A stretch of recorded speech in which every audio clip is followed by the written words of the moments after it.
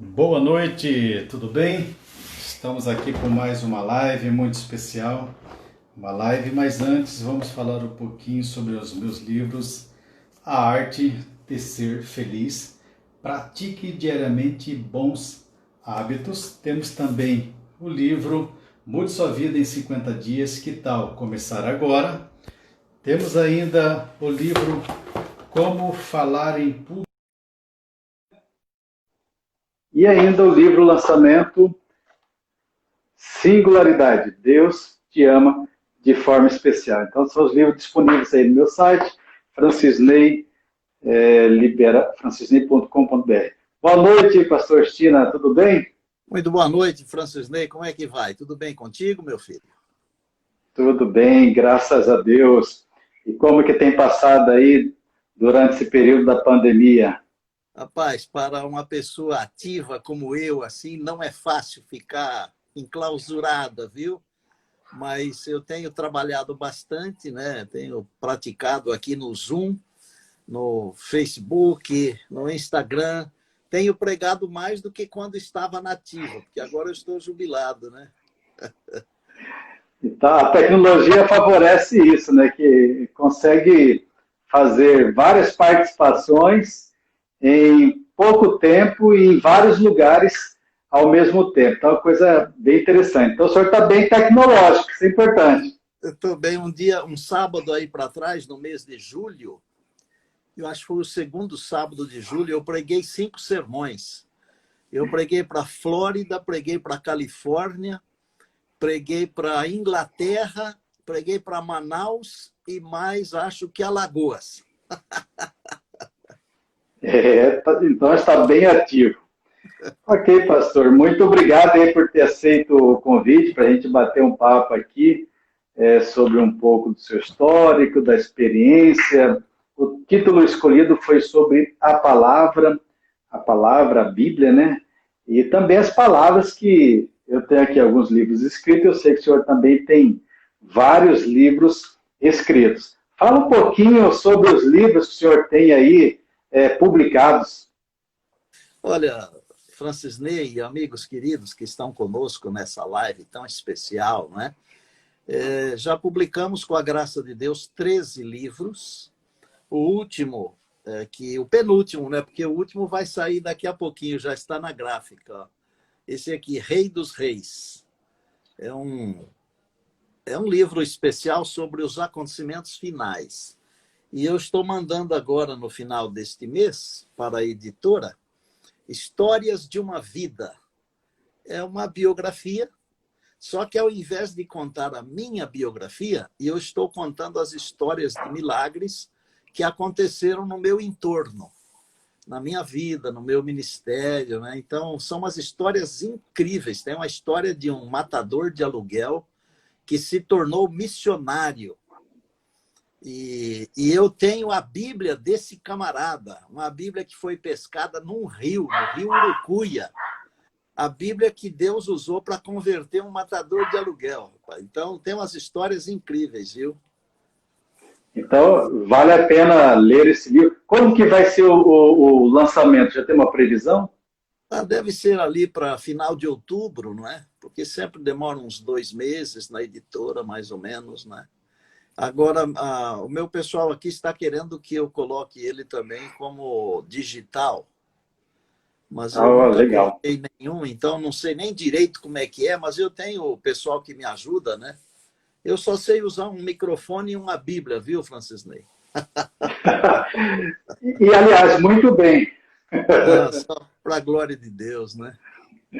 Ok. Pastor, nós temos aqui várias pessoas que já entraram. Temos o Tiago, temos a Françoise Márcia, minha irmã, personal Robson, Juliano Rizental, Neuza Miranda, Alisson Marques, Rubens Rioli, grande Rubens Rioli, William Antônio, Jojo Kleberson Que legal. e Pilates e outras pessoas.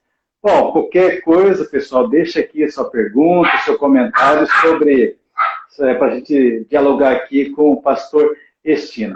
Pastor Estina, quando o senhor começou o ministério, qual foi o maior desafio que o senhor vivenciou, presenciou?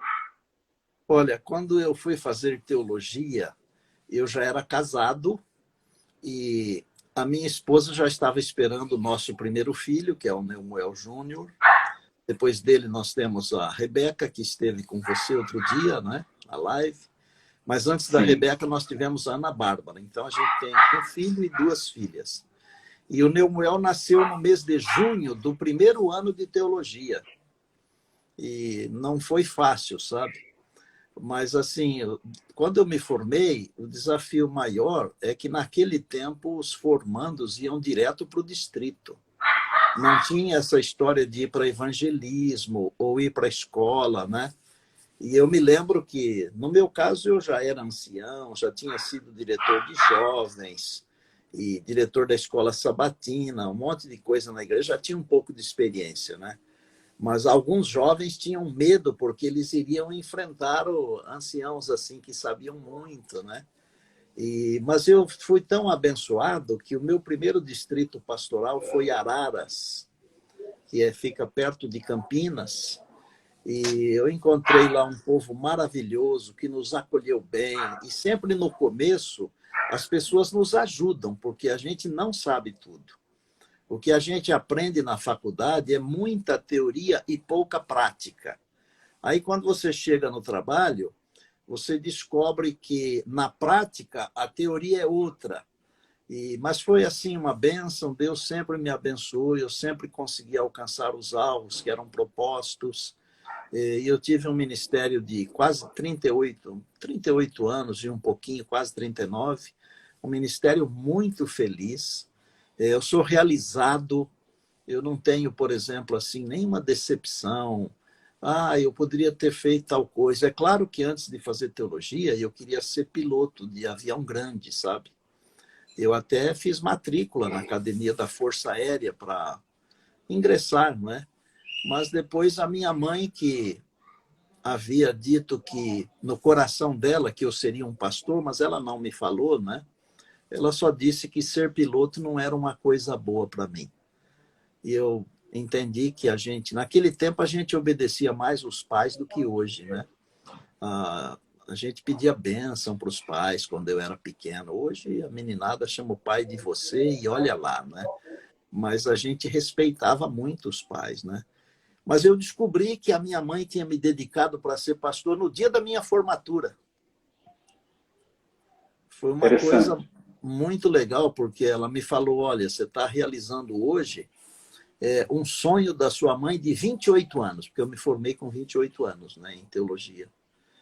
E eu disse, mas que sonho? Ela falou, antes de você nascer, eu fui batizada, faltavam 3 meses para eu nascer, né? E ela disse para o pastor que a batizou o seguinte, se fosse um menino que ela estava esperando, que ela ia dedicar para ser um pastor. E ela disse que durante 28 anos orou para eu ser um bom pastor, mas nunca me contou. E eu cobrei dela, né? Por que nunca me contou, né? E ela disse, veja a sabedoria desse povo mais antigo, né? Não é que os mais jovens não têm sabedoria, não. Tem muita sabedoria também, é claro, né? Mas os mais antigos tinham uma sabedoria diferenciada. Ela disse, olha, eu não queria que você fosse influenciado pela minha palavra. Eu queria que Deus influenciasse você. Talvez por isso Deus abençoou muito grandemente o meu ministério e eu sou um pastor feliz, né? Tanto é que eu continuo trabalhando de graça, com alegria, e quero trabalhar até Jesus voltar. Amém. Então, o pastor, ele já demonstrou aí que é um pastor bem ativo, mesmo jubilado, aposentado, está atuante, aí grava a lição, não é isso? A lição da escola sabatina, todos os dias posta. Então, isso é bem relevante. Temos aqui algumas pessoas que entraram ainda, o professor Franks, meu irmão, está recuperando aqui da Covid. Opa, saúde para ele.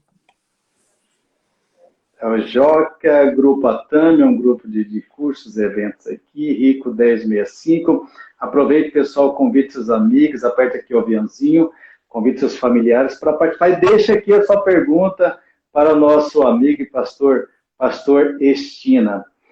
Pastor, o senhor chegou de fazer o mestrado, né? O mestrado foi em Teologia e Administração? Não, eu só fiz um mestrado em Administração, Porque, assim, eu pessoalmente acho que o pastor não é uma questão muito de estudo. É uma questão de estudo, mas é mais uma questão de comunhão com Deus. Então, eu só fiz um mestrado, e eu fiz esse mestrado na Califórnia. Por quê? Porque eu fui nomeado orador da Voz da Profecia, e aí a gente era apresentado assim para governadores, para deputados, fomos visitar até o presidente da República, né? E aí alguém disse assim, você precisa ter uns títulos a mais, porque quando apresenta é bom, né? E aí eu fiz esse mestrado, eu recebi agora há 2, 3 anos um título de doutor honoris causa, mas eu acho que o que vale mesmo é a nossa comunhão com Deus. Mas eu tenho mestrado em administração pela Universidade da Califórnia. E foi uma coisa bacana que eu fiz, e para a glória de Deus, não foi para mim, porque para ir para o céu não precisa ter mestrado, agora para servir os homens precisa, né? É bom, a gente tem que ter estudo, porque no reino de Deus nós somos insubstituíveis, mas no reino dos homens nós somos números. Então, o número que é mais elevado tem mais valor no reino dos homens, né? Como nós estamos no mundo, mas não somos do mundo, nós temos que ter um pouquinho das coisas daqui para que as pessoas deem valor àquilo que nós falamos, né? Porque se a gente é um trapo jogado ali na rua, ninguém dá valor, você sabe disso, né? Mas é bênção a gente poder estudar, ser útil, né? Mas eu não perdi a minha raiz, que eu sou assim da fazenda, da roça, né? Acostumado a fazer doce em casa, essas coisas assim de raiz, né? Não é Nutella, não. Legal. Aqui temos aqui a pergunta do professor Franks Março, dizendo quantos países o senhor já viajou e quais lugares mais diferentes já visitou? Bom, obrigado, Frank, pela pergunta significativa, importante, relevante pergunta, né? Olha, eu só não preguei ainda num dos continentes. Eu já estive na Ásia pregando, eu já estive na África pregando, eu já estive na Europa pregando, e na América eu preguei, só não preguei ainda no México, né? Mas eu preguei em quase todos os países, quase todos, viu? América do Sul, Central e do Norte, mas no México ainda não fui. Então, eu não tenho o número dos países que eu visitei, mas eu acho que um pouco mais do que 50, talvez entre 50 e 55, mais ou menos, ou 60, mas sempre pregando. Então, muito poucas vezes eu viajei assim para passear. Porque agora que a gente tem mais liberdade, né? Porque de primeiro a gente podia sair assim algumas poucas vezes no ano, e eu dava prioridade para ir fazer uma semana de oração num lugar e tal, né? Mas eu tenho já um convite para ir à Oceania, e se Deus permitir, aí eu completo todos os continentes, né? Pregando a palavra. E olha, deixa eu dizer uma coisa sobre a palavra de Deus. Isaías, no capítulo 55, ele diz que ela não volta vazia.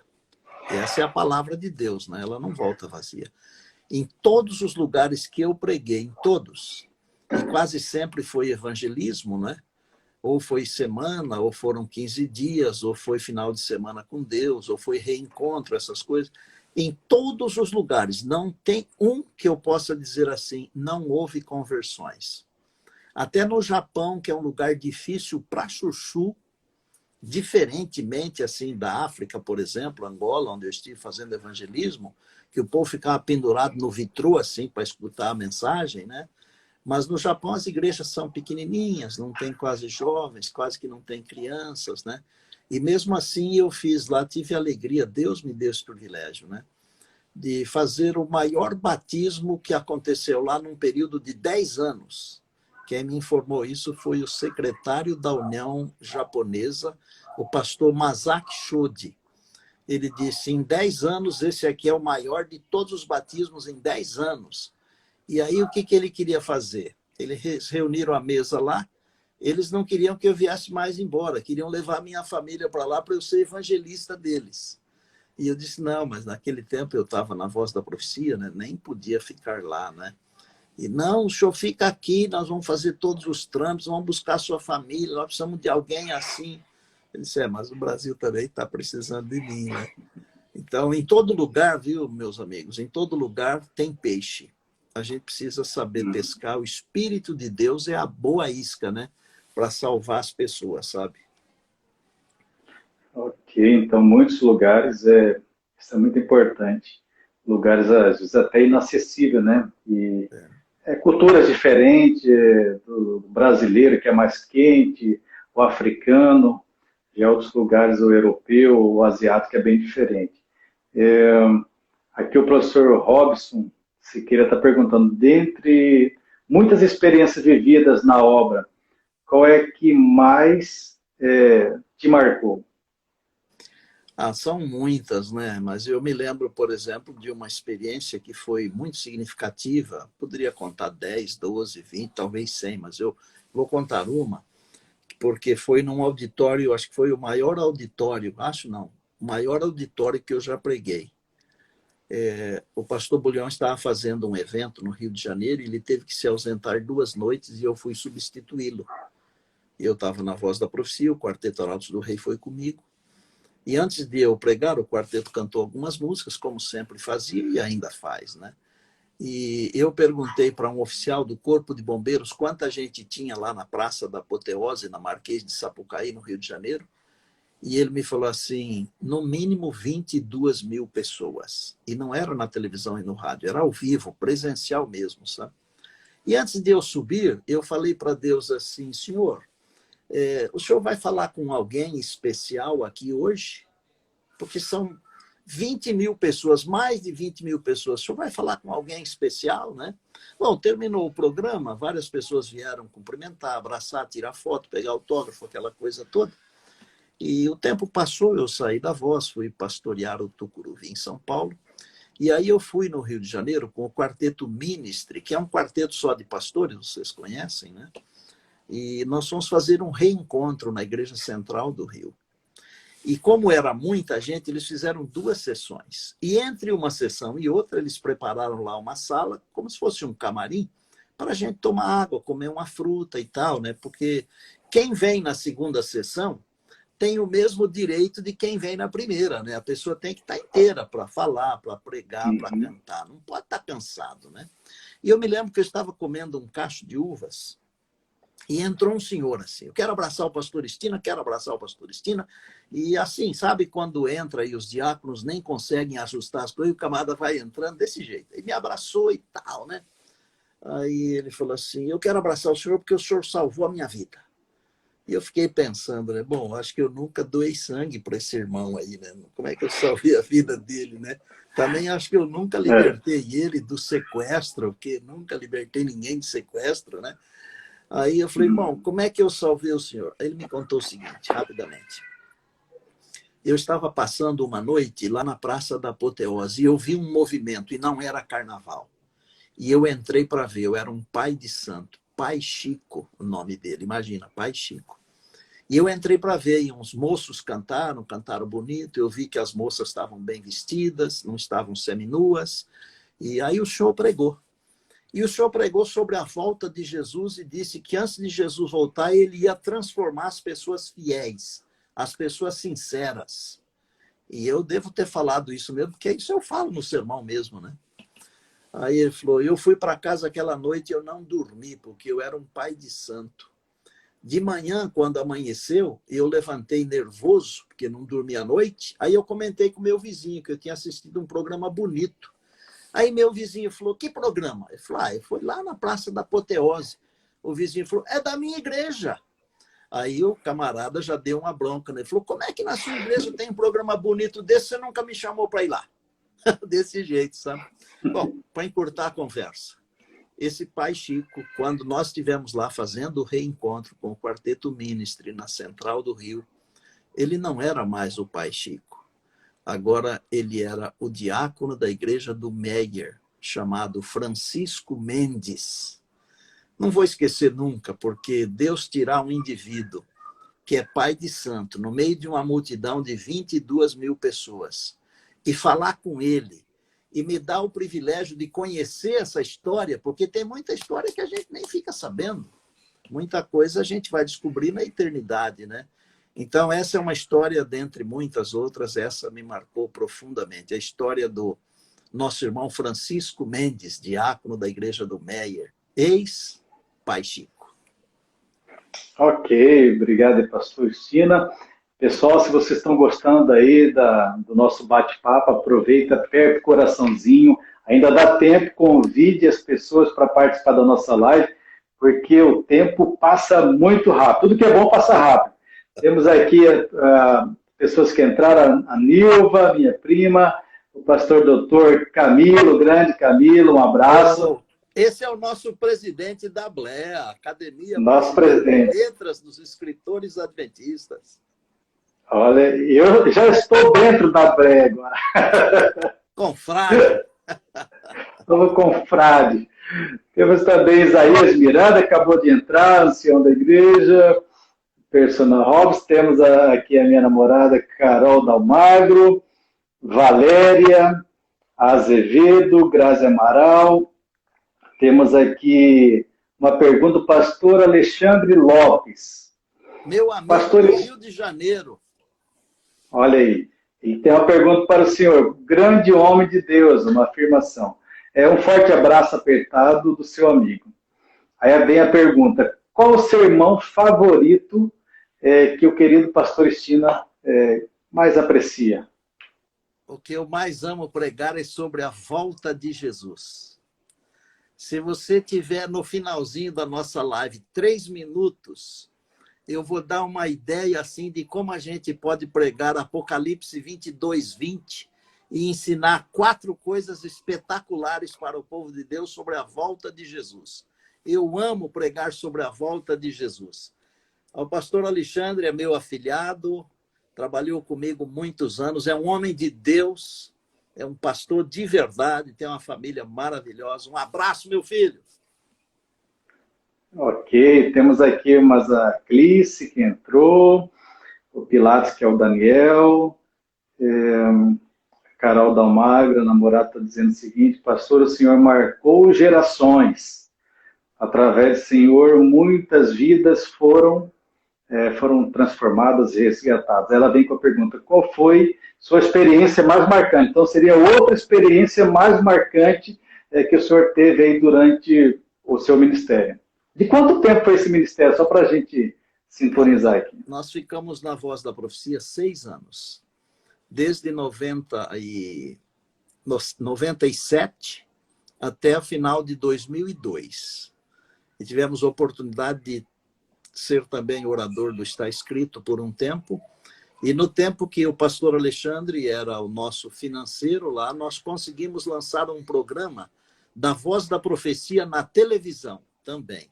Chamava-se VPTV. Me lembro que uma vez ele estava conosco e nós fomos gravar um programa lá no Parque das Sequoias Gigantes, nos Estados Unidos. Aquelas árvores enormes que precisam uns 10 homens para abraçar uma árvore, sabe?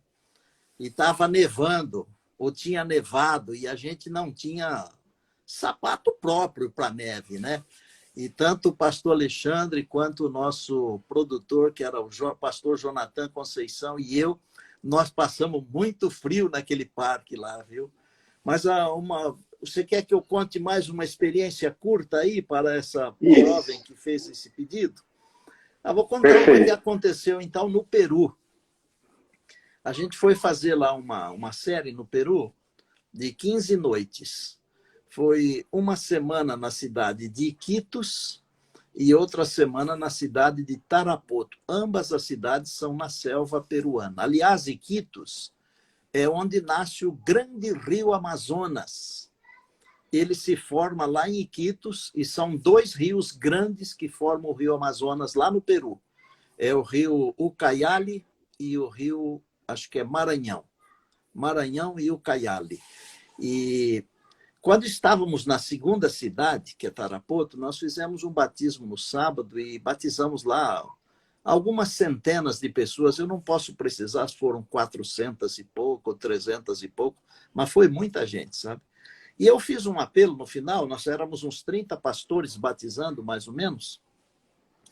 E quando eu fiz o apelo, um rapaz chamado Orlando, ele veio na beira da piscina assim, e ele falou assim, eu quero me batizar. Aí eu falei para ele assim, olha, eu vou pedir para um dos pastores aqui do lugar cuidar de você e preparar o dia do seu batismo. Ele falou, não, pastor, quero me batizar agora. Aí a gente está em terra estranha, não sabe o que fazer. Se é aqui no Brasil, a gente batiza e assume a responsabilidade, né? Aí eu olhei do lado, era o presidente da associação que estava do meu lado, eu falei, e daí, pastor? Ele falou, batiza o moço. Quem era esse moço? Esse moço era filho de um ancião da igreja. E ele estava fora da igreja fazia alguns anos. E naquela tarde, eu mesmo tive a alegria de batizar a noiva dele, por nome Alisson. E aí, quando ele viu que a noiva foi batizada, o Espírito de Deus o tocou, né? Aí ele quis ser batizado na hora. E o pai veio do lado assim, a hora que acabou o batismo, né? E me abraçou, eu estava ainda dentro da piscina, ele quase caiu dentro da piscina. E ele falou assim, preciso ouvir um pastor brasileiro aqui para o meu filho voltar para a igreja. Eu gravei isso, tanto é que eu gravei os nomes e tudo, né? Estão no meu coração. Mas não é o pastor brasileiro, é o Espírito de Deus universal, né? O Espírito de um Deus que está em todos os lugares e que nos move e também move os corações, né? Foi uma experiência muito legal eu ter batizado aquela moça e, em seguida, num batismo assim, relâmpago, batizar o noivo dela, que era filho de um ancião. Ele estava fora da igreja há vários anos, mas ele se sentiu tocado e tocou meu coração, né? Gravei, ficou como uma das coisas importantes que aconteceram no nosso trabalho, né? Existem muitas experiências, né, pastor? Inclusive, como foi comentado no início, em breve, né, provavelmente em 2020 ainda, o pastor Estino estará lançando um novo livro. Qual que é o título do livro novamente? Histórias de uma Vida. História de uma Vida, cujo objetivo é contar experiências. Seria isso, pastor? Vamos contar as experiências que eu conto nos sermões, que são as experiências vividas, ou que alguém viveu perto da gente. São todas experiências verdadeiras, alguns milagres, assim, tremendos milagres, que a gente precisa falar desse poder que Deus nos concedeu, essas bênçãos que Deus nos dá, né? Nós falamos muito pouco das bênçãos de Deus, sabe? Então, ao invés de escrever um livro contando a minha história, a minha vida, eu estou contando a minha vida através de histórias que aconteceram na minha vida, com pessoas próximas de mim. Então, são, acho que, mais de 30 histórias incríveis. São lindas as histórias. Vai abençoar os pregadores e os leitores. Que bom. Então, uma excelente oportunidade aí para você adquirir o livro logo, né, em 2020, o lançamento do pastor Estino. E são pequenas histórias, né, pastor? Porque, na realidade, o senhor deve ter milhares de histórias aí, porque o mistério, ele é extenso. Eu vou contar uma história no livro, está prontinha, que eu ainda não contei nos sermões. A história de uma senhora que estava diagnosticada para a morte com câncer, e uma noite ela se imaginou como se fosse o rei Ezequias. Ela virou para a parede no hospital, tomando quimioterapia para diminuir os tumores, para poder fazer cirurgia. E ela falou para Deus assim, me dá mais alguns anos de vida, igual o senhor deu para o rei Ezequias. E naquela noite ela teve um sonho que o filho caçula dela entrou no hospital vestido de branco e trouxe assim e colocou na mesinha do lado dela uma bandeja com a porção de órgãos assim, bonitos, novinhos, sabe? Como se fossem órgãos de bebê assim. E colocou em cima da mesa e levou embora uns órgãos necrosados, estragados, sabe? No sonho dela. Uns dias depois fizeram os exames, ela não tinha mais nada. E ela guarda os exames do antes e do depois. Então, ela me contou essa história numa semana que eu fiz agora recentemente nos Estados Unidos. E a história dela vai ser muito legal, porque as pessoas vão perceber que nós temos um Deus que não está com os ouvidos tapados, né? Nem com as mãos encolhidas. O Jesus que falou assim, pedi e dar-se-vos-á, Hebreus 13:8 diz que ele é o mesmo ontem, hoje e eternamente, né? Deus continua fazendo os milagres dele, né? Ok. Se você está ligado aí na história, no nosso bate-papo aqui com o pastor Estino, aperte o coraçãozinho, ainda aproveite, convide aí seus amigos, seus familiares para participar da nossa live.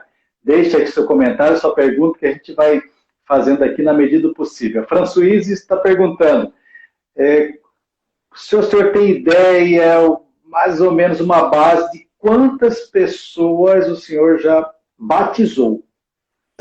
Não tenho, não. No começo do meu ministério, quando eu comecei a ser pastor de igreja, em vez de preencher a ficha de batismo com 2 vias, eu preenchia com 3 e guardava uma. Então, nos primeiros anos, eu tinha uma cópia de cada ficha batismal. Depois, eu percebi que não dava para guardar tudo isso, eu comecei a fazer uma relação no computador. Aí, depois, também eu percebi que não dá para fazer isso, né? Para você ter uma ideia, o meu último distrito pastoral foi o NASP São Paulo. E eu fiquei lá 7 anos e 3 meses. Em 7 anos, nós batizamos lá 1.100 e... quase 1.300 pessoas em 7 anos eu batizei lá, em São Paulo. Então é o seguinte, muitos evangelismos, às vezes a gente batizava 300 pessoas, chegamos a batizar 756 pessoas em Rio Branco, no Acre. Imaginem vocês, que colheita esplendorosa, porque vários pastores fizeram colheita assim, e aí nós fomos lá fazer uma semana com o quarteto, e aí batizamos tudo aquele mundo de gente, né? É difícil dizer assim se foram 5.000, 10.000, 2.000. Não tem jeito de contar essas coisas, né? Só na eternidade, se isso for importante lá, porque acho que lá tem coisa até mais importante do que isso, né? Temos aqui alguns comentários. Aperte o coraçãozinho, pessoal. Vamos lá, deixe seu comentário. O pastor Alexandre estava dizendo aqui que lembra mesmo das árvores gigantes, história de superação para pregar a palavra. A Clis está dizendo boa noite, prazer participar desta live com a ilustre presença do pastor Estina. Paulo César deu ok. Deixa eu ver aqui.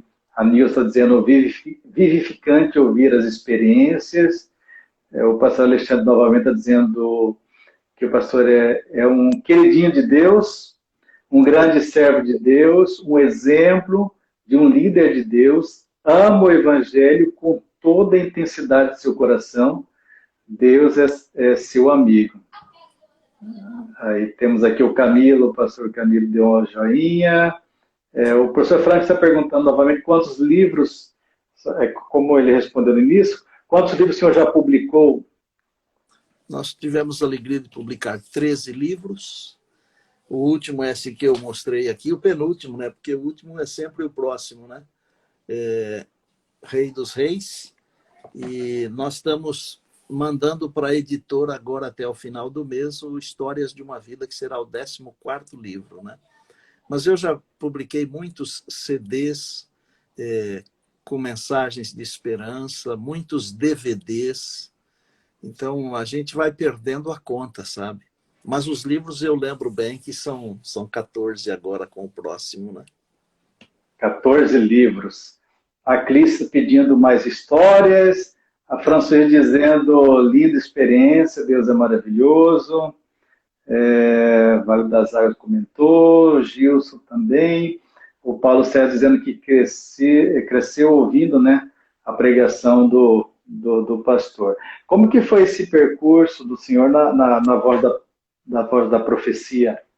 Como que era a dinâmica, as viagens, como que funcionava? Olha, eu gosto de dizer o seguinte, Deus sempre é muito generoso comigo, porque ele só coloca gente boa perto de mim, sabe? Deus é muito bom. Então, em todos os lugares que eu trabalhei, eu sempre podia pregar com tranquilidade, porque eu tinha atrás de mim uma equipe. Então, por exemplo, na Voz da Profecia, nós tínhamos uma equipe que a gente podia virar as costas e pregar o mês inteiro, o ano inteiro, sem voltar lá, que a coisa andava, sabe? O pastor Cléo era o nosso diretor na área de finanças, o pastor Alexandre também era o nosso diretor na área de finanças.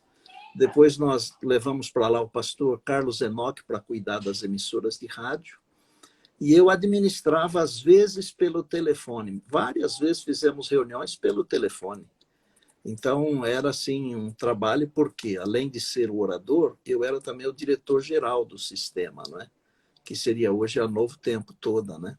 Então, era muito trabalho, mas a equipe trabalhava muito. Então, eu sentia tranquilidade para viajar, pregar, e voltava, fazia as reuniões e ia pregar de novo. E Deus abençoou tanto que, quando nós chegamos lá, a Voz da Profecia, chamava-se Sistema Adventista de Comunicação. Primeiro era a ADSAT, depois passou a ser SISAC, Sistema Adventista de Comunicação, e finalmente passou a ser Novo Tempo, né?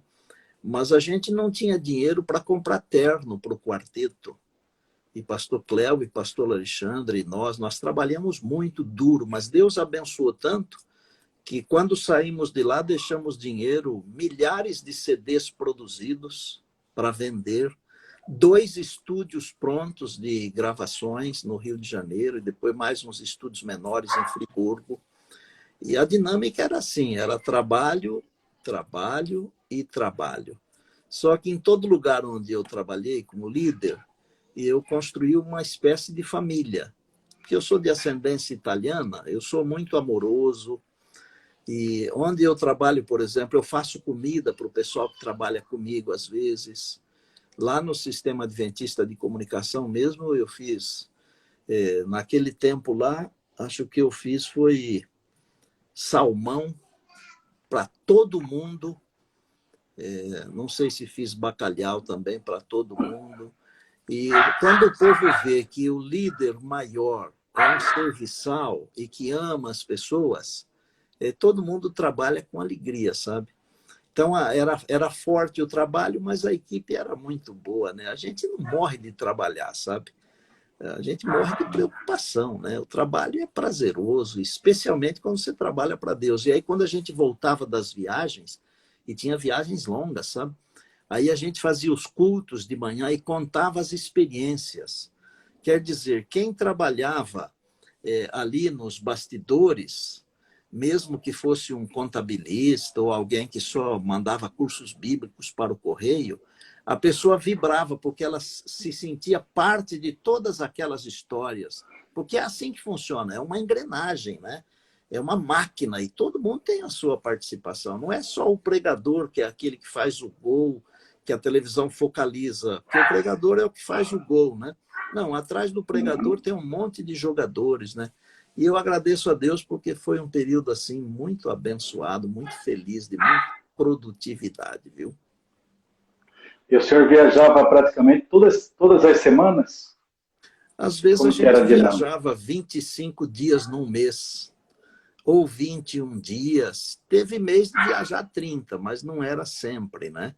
Mas era muito trabalho, porque a América do Sul toda, e a gente não tinha assim muita gente, né? Hoje, a Novo Tempo tem mais de 500 pessoas, e é necessário que tenha, não é? Mas naquele tempo nós tínhamos 70 pessoas, 50 pessoas, 60 pessoas, imagine você. E todo o trabalho, então a gente suava a camisa, viu? Mas é a bênção de Deus, né? Trabalhar para Deus nunca é cansativo, sempre é prazeroso, né? Prazeroso. Bom, temos aqui várias pessoas que entraram ainda. O Luiz Henrique, seja bem-vindo. Vitória Estina. Vitória Estina. A Deve minha ser parente, sobrinha, né? minha sobrinha. Sobre... Um beijo para essa Vitória, querida. Temos o Tony Moraes, Juliana, Cascas Moda, Walter Guiar, Almir, Sara Dourado, Ateliê da Magali. O pastor Alexandre está dizendo o seguinte, para o pastor Estina sorrir, pergunte a ele o que é dança com lobos. É para falar? Ele quer que o senhor fale. Conte para nós aí. O Dança com Lobos é o seguinte, a gente tinha um esquema lá no Sistema Adventista de Comunicação que tinha um campinho muito bom lá. Então, à tarde, a gente fazia um joguinho de futebol lá. E o Dança com Lobos, nós temos um irmão que é de Vitória, no Espírito Santo, e eu dei um drible nele, daqueles assim que você tira a bola e o camarada passa, que parece um ônibus desses grandes, assim, some, sabe? E aí apelidaram esse drible aí de Dança com Lobos, porque era o tempo daquele filme lá, Dança com Lobos, ou coisa dessa natureza, né? E aí ficou, cada vez que alguém encontra, pergunta se eu ainda tiro alguém para dançar com lobos. Mas agora, depois que eu comprei uma camiseta no Detran e ela veio com a lombada eletrônica, aí a lombada eletrônica não deixa mais fazer isso, né? Alexandre, você lembrou bem, viu? Acabou a dança com lobos, né? O Alexandre está dizendo o seguinte, que o pastor Estina nunca mediu esforços para pregar o evangelho, não importava a hora e o lugar. Mesmo dormindo tarde, acordava muito cedo para pregar e com alegria. Então aí é um depoimento, aí, testemunho. Alexandre. Deus abençoe. Juliana Estina, minha sobrinha também. Beijo, Juliana. A Júlia. E Júlio está dizendo oi, tio. Aí a Vitória mandou beijo. Como é que esse povo descobre a gente aí, hein? É algoritmo do Instagram que vai divulgando. Que bom que descobriu. Então a gente continua aqui o nosso bate-papo. Pessoal, aperta o coraçãozinho se você está gostando da nossa live. Convide, aperta o aviãozinho aqui, convide seus amigos, familiares, porque falta menos de 20 minutos para terminar a live. Então você tem que correr e aproveitar essa oportunidade aqui com o pastor Estina. Pastor Estina, já que nós estamos no momento de pandemia, muitas vidas ceifadas, que mensagem o senhor daria aí para as pessoas que perdeu um ente querido, ou está doente, ou está receoso, né, não sabendo se vai pegar ou não esse vírus aí avassalador? A minha mensagem é uma mensagem de conforto, de carinho, né? Porque acima de todas essas marchas e contramarchas, Deus está cuidando de nós, não é? É claro que nós vivemos dentro de uma bolha chamada grande conflito. E dentro dessa bolha as coisas acontecem, não é? Mas mesmo que a gente é apanhado por uma doença dessas, ou mesmo que a gente é apanhado pela morte, o salmista diz que não precisa temer porque o Senhor vai conosco, né? Deus tem algo muito melhor para nós. Agora, é claro que, no meu caso, por exemplo, vou fazer 65 anos agora, daqui 2 meses, a gente que é mais, assim, mais velho, mais experiente, tem que se proteger um pouco mais, né? E uma coisa muito importante é a gente ter imunidade alta, né? Então, comer os alimentos que produzem imunidade, evitar as coisas que destroem a imunidade, porque o meu compadre aqui, o sogro do meu filho, ele é médico já há mais de 40 anos. E ele diz que a doença ela é proporcional à negatividade de imunidade. Qualquer doença. Ele diz assim, os remédios são importantes, mas o mais importante é a imunidade da pessoa. Se a pessoa tiver a imunidade alta, a doença chega, bate e vai embora. Então, a gente tem que se cuidar, se alimentar direito, tem que repousar, tem que caminhar, tem que tomar sol, essas coisas. Agora, sobre essa crise da pandemia, da gente ter que ficar enclausurado, né? No fundo, os líderes do mundo estão tentando colocar a gente dentro de uma camisa de força. Veja que nós estamos usando máscara hoje sem fazer esforço nenhum. Estamos usando como se nós fôssemos cordeirinhos. Ninguém discute, ninguém briga. Alguns brigam porque falta um pouco de educação ou coisa dessa natureza, né? Mas veja que fica em casa, todo mundo fica em casa. Usa máscara, todo mundo usa máscara. Vai chegar um dia em que vão decretar outras coisas bem piores do que essas e o mundo inteiro vai seguir. Isso é profético. E o decreto tem a ver com coisas religiosas, inclusive, né? Mas o que nós devemos fazer como cristãos? Uma coisa, nos apegar a Deus. Essa é a primeira coisa. Essa crise, ela vai passar. Outras crises virão. E, profeticamente, nós vamos enfrentar ainda algumas angústias, e a última delas será a angústia de Jacó, mas até daquela angústia o Senhor nos livrará, porque Daniel 12:1 diz que Miguel vai se levantar para defender os filhos do povo de Deus, né? Então, o que a gente faz? Se cuida, tenta seguir as regras, as leis, as orientações, mas a nossa confiança é no Senhor, é no Deus Todo-Poderoso, porque hoje a gente não sabe quem que está mentindo e quem que está falando a verdade, sabe? Então, Deus ainda é o nosso refúgio e o será para todos sempre. Amém? Amém. Temos aqui o pastor Dr. Camilo, que está dizendo, um dia almoçando em São Paulo com o pastor Estina, pela primeira vez experimentei as tais ervas amargas. Sorrimos muito depois. Ele comeu aquela pasta, uma raiz chamada wasabi, que se come em restaurante japonês. É uma raiz forte, sabe? Que se você comer assim um pouquinho a mais, ela limpa todas as vias aéreas assim. Parece que sai pelo ouvido, pelo nariz, pelo cérebro, uma coisa de maluco, sabe? Não é que é ardido como pimenta, mas é ardido, porque é uma erva amarga. Nunca vi uma coisa tão amarga. É para comer com peixe, essas coisas, né? E ele me viu, tem bastante. ele me viu comendo, mas ele não viu que eu botei só um pouquinho na boca, né? Ele botou uma garfadinha boa. Acabou empolgando. Camilo é gente muito boa, viu? Eu amo esse cara aí. E falando de peixe, aqui em Cuiabá tem bastante peixe. Peixe bom em pacus e outros peixes. Eu tenho que retornar a Cuiabá. Tambacu, tambaqui, piraputanga e outros. Quando Deus permitir, nós vamos pregar o evangelho. Só vou se for para pregar. Se for só para comer peixe, eu como por aqui. Vamos fazer as duas coisas. Tá combinado. Ó, tô recebendo aqui, ó, quem que eu tô recebendo aqui no meu escritório, ó. Olha aqui, ó. Vamos ver. Olha oi, mocinha. Vem do lado de cá. Dá oi. Vem do lado de cá, no colo, vou. Ó, tá mostrando o cabelo dela. Ó, olha aqui o outro aqui, ó. O outro apareceu. E aí, tudo bem? E aqui são os meus netos que moram no Brasil. Ele se chama Neuel Neto e ela Laura. Olha aí.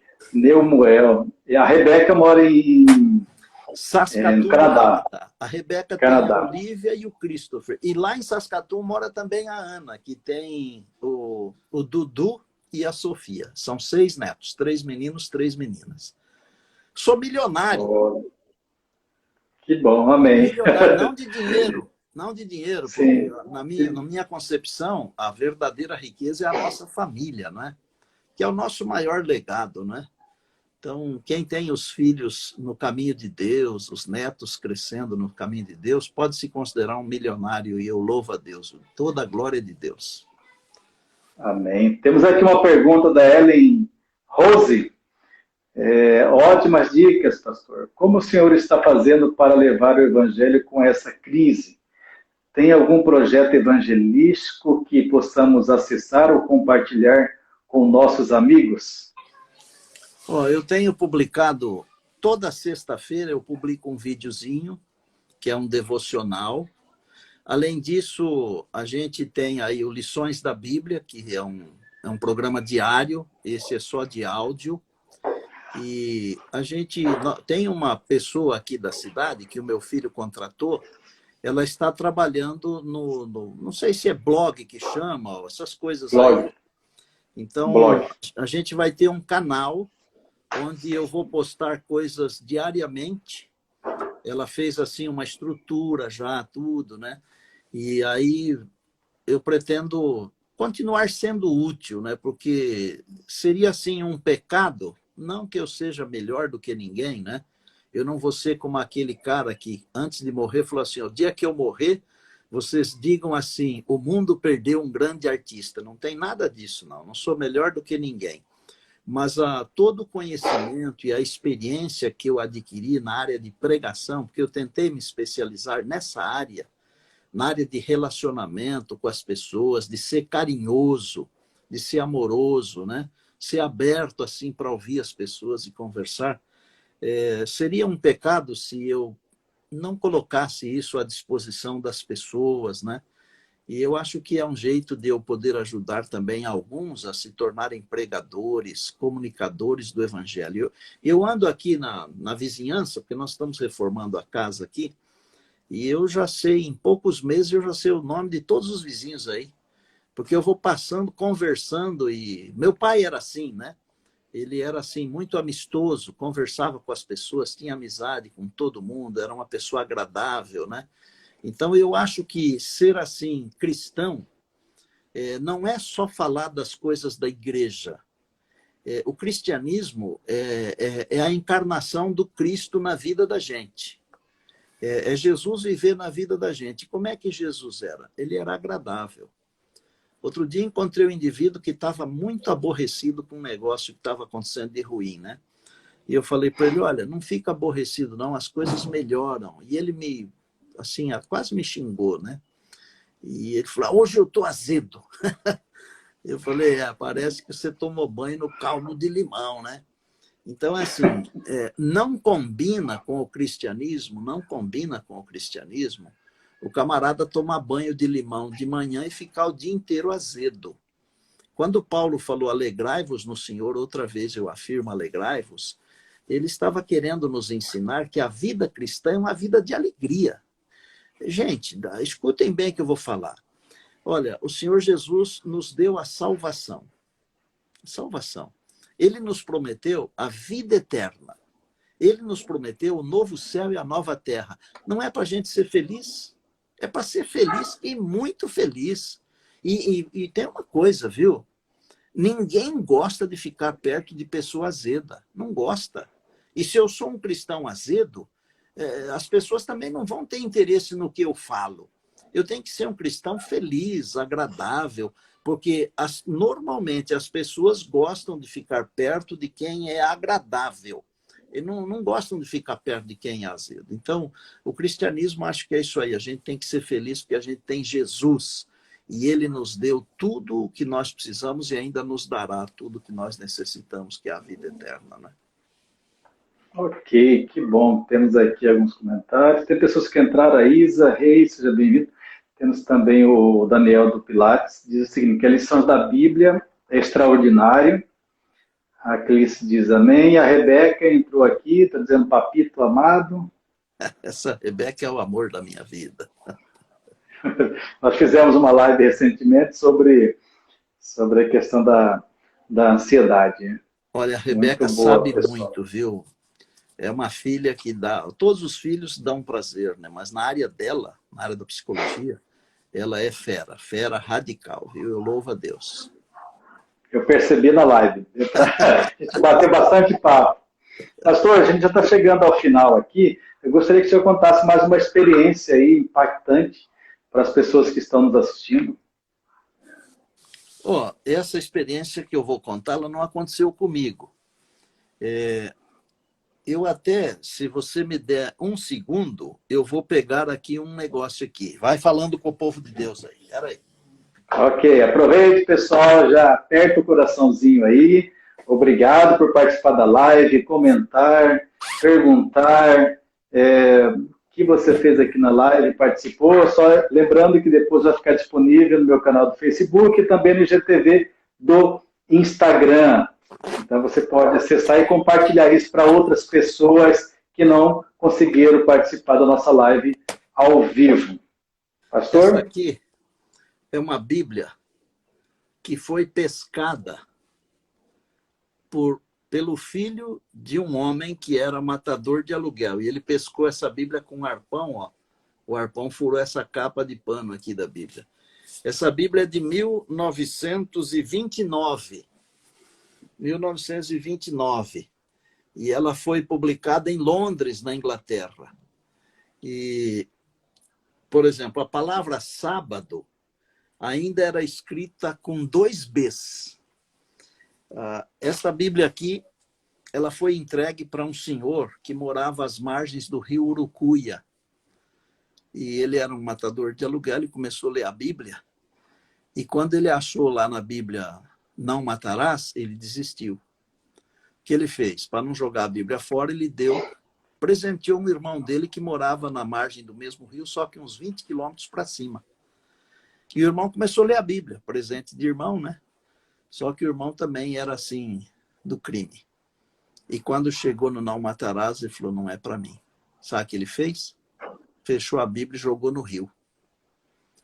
Um domingo à tarde, o filho do primeiro, que se chamava Raimundo, Sabino, estava pescando e pescou a Bíblia. Quando ele mostrou para o pai, e o pai percebeu que era a Bíblia que ele havia dado para o irmão lá em cima, ele ficou impressionado e começou a estudar a Bíblia. Ele foi transformado, ele foi batizado e ele tomou uma decisão que é a coisa mais maluca do mundo, dessa vida aqui, mas não é do reino de Deus. Ele resolveu evangelizar as famílias que ele havia prejudicado. Imagine. E ele começou a evangelizar. Uns 7 meses depois, 8 depois do batismo dele, ele chamou os pastores para fazer um batismo. E sabe quanta gente ele tinha preparado para o batismo? Esse ex-matador de aluguel? 105 pessoas. Eu contei essa história num lugar onde o pastor Alexandre Lopes trabalhou no interior do Pará. Eu contei essa história num acampau no nosso colégio, no Iatai, perto de Altamira. E quando estava terminando de contar a história, eu mostrei a Bíblia. Um irmão saiu do meio do auditório e veio para frente e falou assim, pastor, eu estava lá, meu nome é Isaac Júnior. O meu pai, o pastor Isaac Fonseca, ajudou a batizar nesse batismo de 105. E a palavra de Deus nunca volta vazia, viu? E essas histórias, elas me solidificam na fé, na esperança e na certeza de que aquilo que Jesus prometeu, ele vai cumprir. E ele prometeu que virá nos buscar, e ele virá. E virá muito em breve, muito mais breve do que nós conseguimos imaginar. Vou falar uma coisa aqui para a gente fechar. Se alguém falasse para você que está me acompanhando nessa live aqui, se alguém falasse para você no mês de janeiro desse ano de 2020, no mês de agosto, julho, agosto, todo mundo, no mundo inteiro, vai ter que usar máscara. O que você diria? Isso é impossível. Piada. 1989, o Muro de Berlim foi derrubado. Se alguém tivesse dito em 1988, um ano antes, o ano que vem, esse muro aqui vai ser derrubado, você é maluco, não sabe o que está falando. Gente, os últimos acontecimentos serão rápidos. Rápidos. Podem se preparar. Hoje, nesse momento que a gente está tendo assim essa oportunidade de se voltar mais para Deus, já viu como é que nesse ano a gente aprendeu a se voltar mais para Deus? Vocês perceberam isso? Nós descobrimos que o dinheiro não compra tudo. Descobrimos que a ciência não sabe tudo. Descobrimos que a política pode manipular a ciência. E nós descobrimos que somos todos iguais, mortais. Mortais. Os últimos acontecimentos serão rápidos. E Jesus, aquele que prometeu que virá, ele virá. Estejamos nós preparados ou não. Então, a minha mensagem para você que está nos acompanhando essa live especial do Francis Ney Liberato. Minha mensagem é, prepara-te para te encontrares com o teu Deus. Em breve, Jesus voltará. Um beijo a todos. Foi um prazer participar. Muito obrigado. Uma alegria. Deus abençoe vocês aí na Grande Cuiabá e todos vocês que estão nos acompanhando em qualquer parte do mundo aí. Ok, muito obrigado por ter aceito o convite, pastor. Muito obrigado pelas lindas mensagens. E a todos que participaram também, muito obrigado. informo novamente que vai estar disponível no IGTV e também no YouTube. Até mais, até a próxima.